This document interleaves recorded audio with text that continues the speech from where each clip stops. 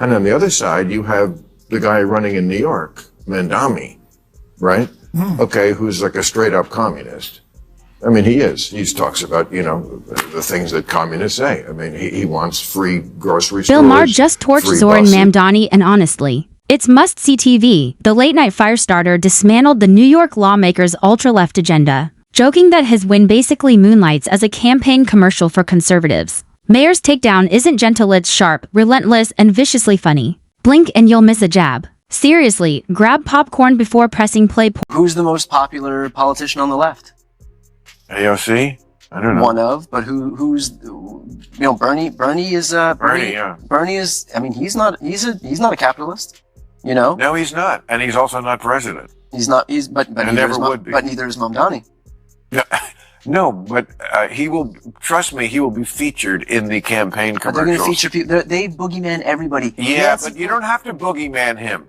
He does it to himself. And Maher's got a point. Republicans don't have to invent a boogeyman when Zohran Mamdani volunteers as tribute. Every time he opens his mouth, with Mamdani edging toward a New York mayoral victory. Critics warn his rise is a political jackpot for the GOP, a glowing billboard screaming that Democrats are drifting into fantasy land. Mamdani insists he's just a democratic socialist, though that reassurance only lands with his own fan club. Maher isn't buying it. To him, Mamdani is the poster child of feel-good leftist dreaming that sounds noble but gives conservatives a pristine talking point. This must be horrible for a guy like you, who you spent your whole life talking about how government tries to do too much, which it does, and spends too much. And here you have Trump, who is the Republican, who is aggrandizing more power than anybody, as we just talked about. And on the other side, you have the guy running in New York, Mamdani, right? Okay, who's like a straight up communist. I mean, he is. He talks about, the things that communists say. I mean, he wants free grocery stores, free buses. I want him to win. You want him to win? Yeah. At first glance, the pitch shines with utopian sparkle. Big promises, glossy magazine cover optimism until you tug at the edges. Then the glitter falls off, revealing something far less charming. Idealists may swoon, sure. But anyone who's watched socialist experiments collapse knows that this isn't fresh thinking. It's history replaying itself in a nicer outfit. I think every 20 years or so. Wait. We need every 20 years or so, we need a conspicuous, confined experiment with socialism so we can crack it up again.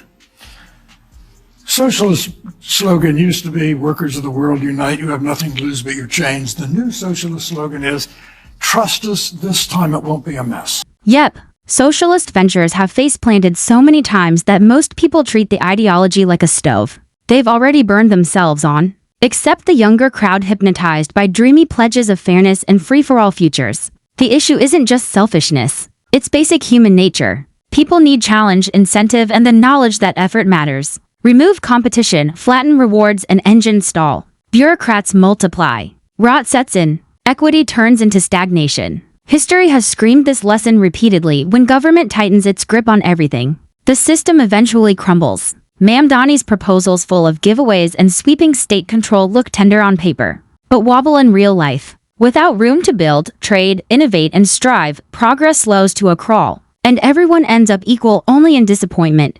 When the post-war Labour government in Britain was about to get started, one of their leading lights was a socialist named Nurian Bevan. He said, what could go wrong? He said, we have a nation bedded on coal, surrounded by fish. It would take an organizational genius to have a shortage of either. In 3 years, they had a shortage of both. Look at Britain. In the early 20th century, the nation plunged into socialist ideals: fairness, shared wealth, a level playing field. It sounded humane, even heroic. But over time, the shine faded. Industry swallowed by the state suffocated under mountains of red tape. Production tanked, prices spiked, and the economy limped along. Equality didn't lift people up, it weighed the whole country down. By the 1970s, Britain was dubbed the sick man of Europe.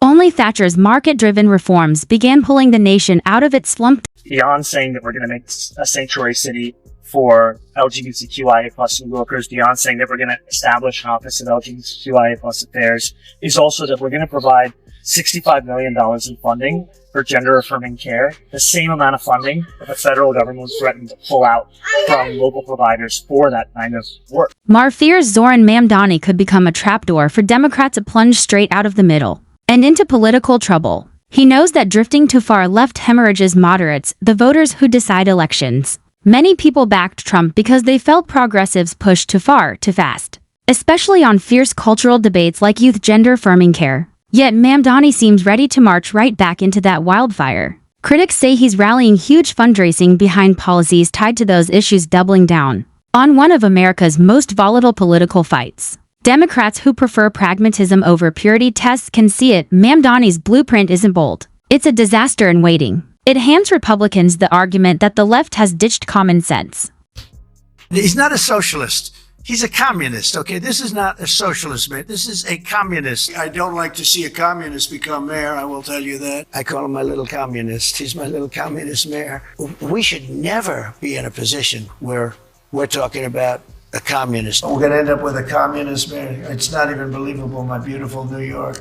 I think if a communist takes over New York City, I think that's a gift to the Republican Party. No sugarcoating it. Trump doesn't need to paint Mamdani as a threat. Mamdani does the theatrics himself. Government-run grocery stores, free citywide transit. He's pitching a future where the state steers your everyday life. He may call himself a democratic socialist, but the cadence and proposals echo the far-left script a little too perfectly. Noble intent or not, the platform slides effortlessly into the GOP's favorite storyline, Democrats inching toward full-blown socialism. If it waddles like a duck and quacks like a duck, well, you get it. This vision of democratic socialism, it's one that often comes back to what Martin Luther King said decades ago. A vision of, call it democracy or call it democratic socialism, there must be a better distribution of wealth for all of God's children in this country. Here in New York City, wealthiest city in the wealthiest country in the history of the world, 1 in 4 are in poverty. 500,000 kids go to sleep hungry every night.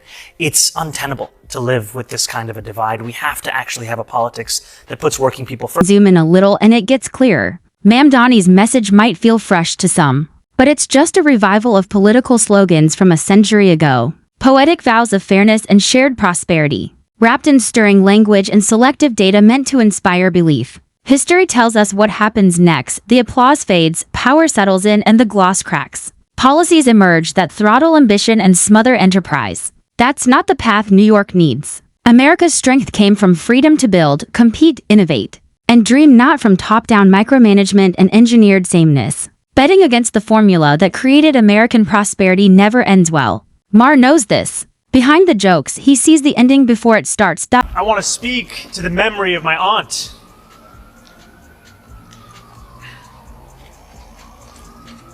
who stopped taking the subway after September 11th because she did not feel safe in her hijab. Well, it wasn't so much his aunt as his dad's cousin, but, semantics. Douglas, is he ready to lead? No, in absolutely no way is he ready to lead, and that was just another reminder of it. This is such a self-involved little narcissist with so little going for him. And that's the playbook, isn't it? Craft heart-tugging narratives to stir emotions and sweep up support. It's an old political trick polished to perfection. For Democrats fluent in identity-based storytelling, Zohran Mamdani's narrative is irresistible, sentimental, symbolic, cloaked in virtue. Framed as progress through empathy, the machine will applaud, calling him a champion of the unheard. But look past the soft focus glow and you find something emptier. Those who see beyond the theatrics aren't fooled by curated hardship or poetic speeches. They know storytelling isn't leadership. Mamdani may enchant idealists, but pragmatists see stagecraft graceful, emotional, but hollow where substance should stand up. But he even decides to turn the memory of 9/11 and the 3,000 Americans of that day into a story about his aunt and the subway. It's interesting, like so many things that this smarmy candidate does, he makes it about himself and it all turns out to be untrue anyway. It seems to the extent that he had any such aunt in question, she wasn't in New York at the time, and in any case, didn't wear the headscarf. That warm, glowy origin story round Zohran Mamdani loses its shine the moment you look closely. But in deep blue New York, loyalty outweighs logic. And he seems poised to glide into office even as the cracks already show. The real suspense isn't whether he wins, it's what happens when campaign poetry collides with the brutal reality of governing America's most chaotic city. Slogans are easy. Running New York is a different beast. Watching Mamdani face that weight will be fascinating. His rise isn't a triumph of progress. It's a blinking caution sign. Behind the polished speeches and sugar-coated socialist dreams sits a philosophy history hasn't exactly celebrated. Mayor's alarms ring for a reason. If Mamdani steers New York down that road, the fallout won't stop at City Hall. It could rewrite the entire Democratic brand. And that wraps today's breakdown. If this one hit the mark, tap like and subscribe. Appreciate you and see you next time.